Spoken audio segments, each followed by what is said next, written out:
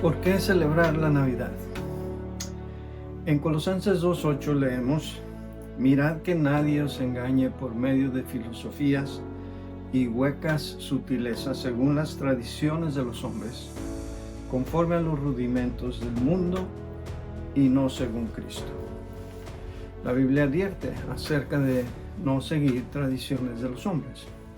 Las tradiciones no necesariamente son malas.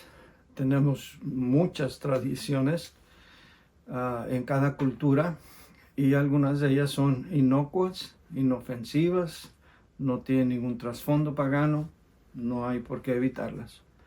Pero hay otras que sí tienen un trasfondo pagano por las cuales necesitamos evitarlas. El Señor Jesucristo reprendió, por ejemplo, a los fariseos al decirles que invalidaban la ley de Dios con sus tradiciones. Cuando una tradición se transpone, se sobrepone o suplanta alguna exhortación o mandato bíblico, entonces es una tradición de hombres que se necesita que evitar. La pregunta es, ¿la Biblia manda celebrar Navidad? Y hay que entender que Navidad y el nacimiento de Cristo no es lo mismo. La Navidad es una festividad envuelta en muchas prácticas, costumbres y tradiciones que no tienen nada que ver con el nacimiento de Cristo. Celebrar el nacimiento de Cristo como un evento histórico es otra cosa muy aparte. Mucha gente no entiende esa diferencia. Pero no quiero hablar acerca necesariamente en mi introducción acerca de la Navidad, sino del nacimiento de Cristo. ¿Manda la Biblia celebrar u observar el nacimiento de Cristo? No, no lo manda. Y tengo que puntualizar esto porque si la Biblia no manda celebrar el nacimiento de Cristo, entonces los que no lo celebramos no estamos violentando la palabra de Dios, no estamos yendo en contra de ella. Pero al mismo tiempo la Biblia no prohíbe celebrar el nacimiento de Cristo. No estoy hablando ahora de la Navidad, sino del nacimiento de Cristo. Si la Biblia no prohíbe celebrar el nacimiento de Cristo, ¿tiene el cristiano la libertad de celebrarlo? Sí, absolutamente. En Romanos 14, la Biblia enseña que hay quienes hacen diferencia de un día a otro y hay quienes no hacen diferencia, y ni uno a otro debe menospreciar a otra persona que tiene una posición diferente.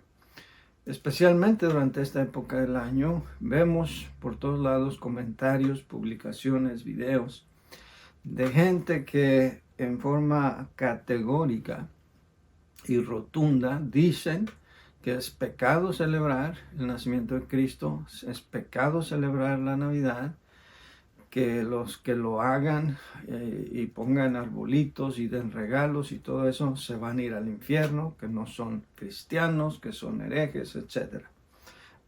Yo no creo que podamos llegar hasta ese extremo, dada la libertad que tenemos en Cristo.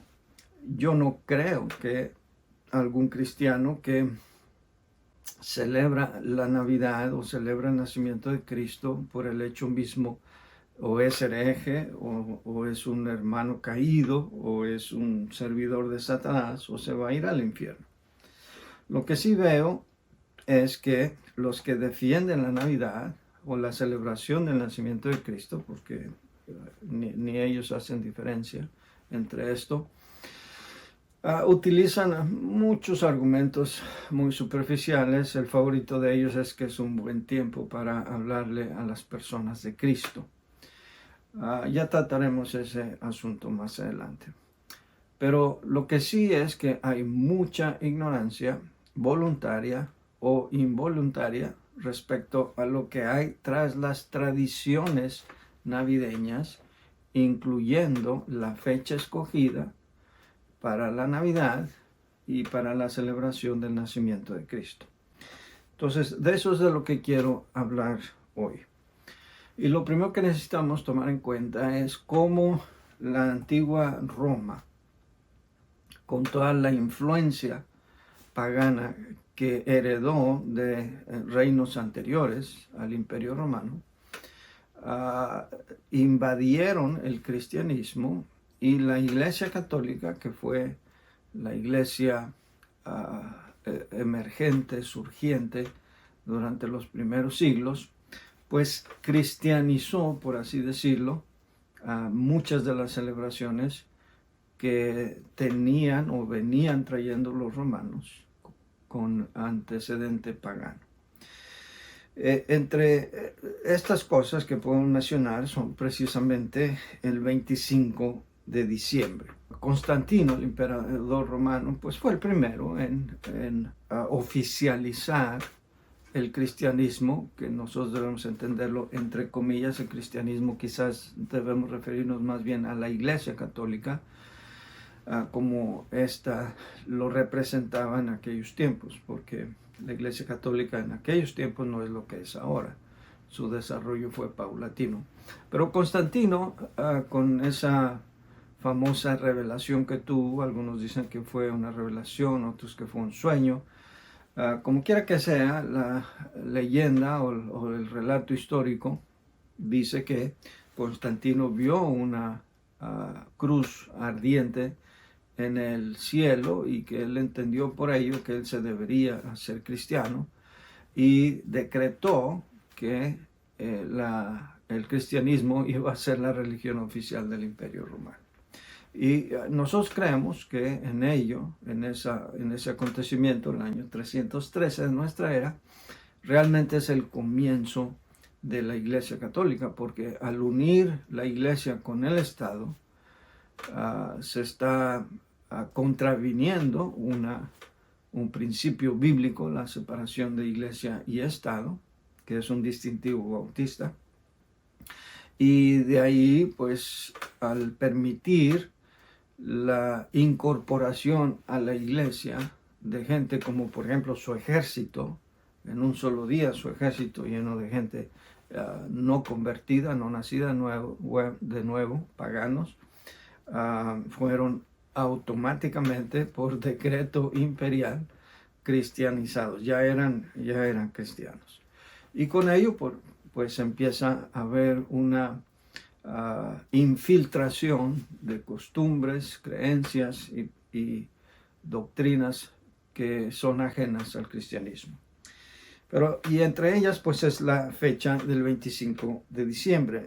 El 25 de diciembre ya era una fecha antes del cristianismo, antes del Señor Jesucristo, en la que religiones y culturas paganas celebraban el nacimiento de su Dios. Y este Dios siempre es relacionado con el sol. Por eso se hace referencia a este Dios Sol con D minúscula, guión Sol, Dios Sol.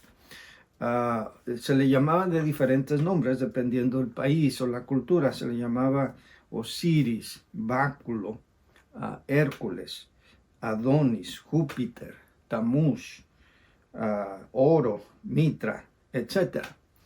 Y en esa fecha, 25 de diciembre, estaba tan arraigada que cuando la Iglesia Católica empezó a tomar fuerza, por orden del Papa Julio I, la institución del 25 de diciembre se cambió de la celebración del nacimiento de un Dios pagano al nacimiento del Dios verdadero o del Hijo de Dios, que es el Señor Jesucristo.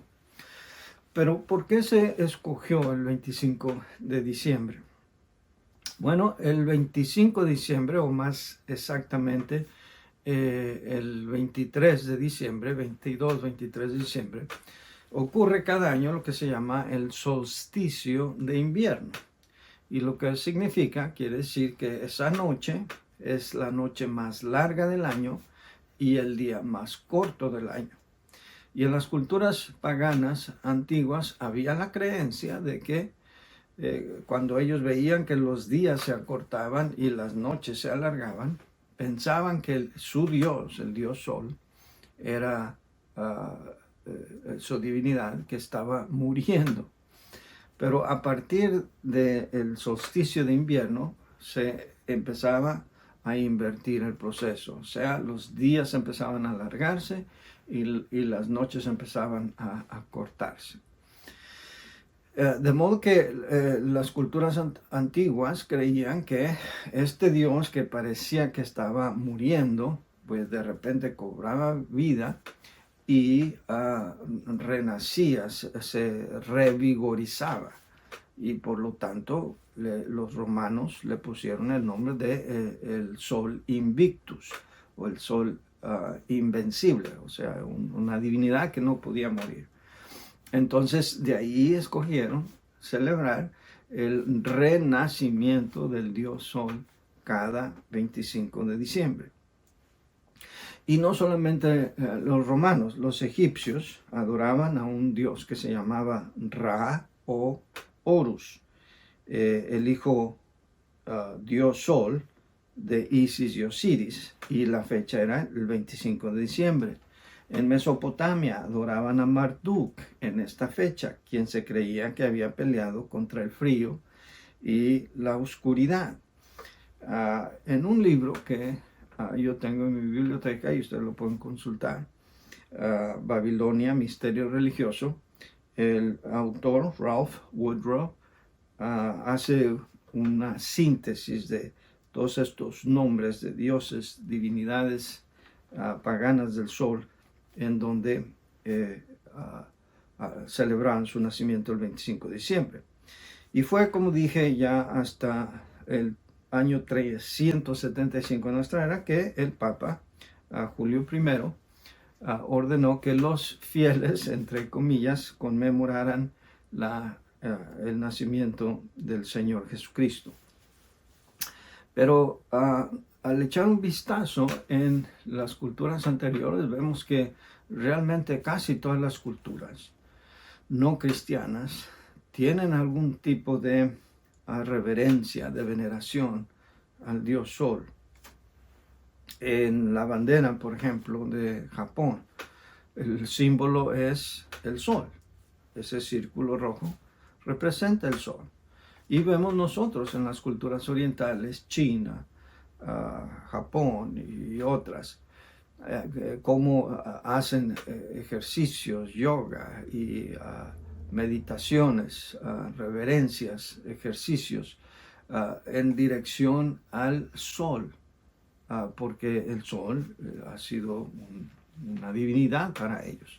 Los mayas, los indígenas de Perú, los aucas y casi todas las culturas han adorado de una u otra forma al sol.